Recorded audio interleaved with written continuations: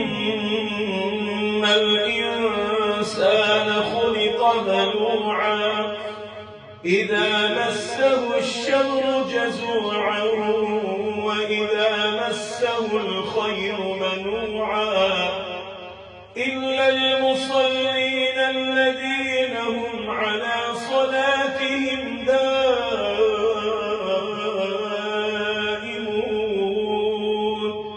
والذين في أموالهم حق معلوم للسائل والمحروم والذين يصدقون بيوم الدين والذين هم من عذاب ربهم مشفقون إن عذاب ربهم غير مأمون والذين هم لفروجهم حافظون إلا على أزواجهم أو ما ملكت أيمانهم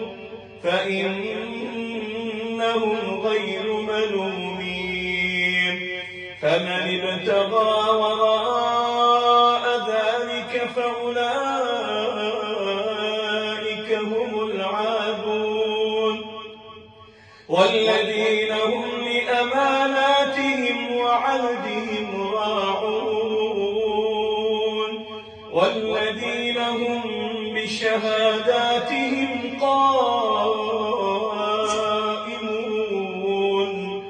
والذين هم على صلاتهم يحافظون أولئك في جنات مكرمون.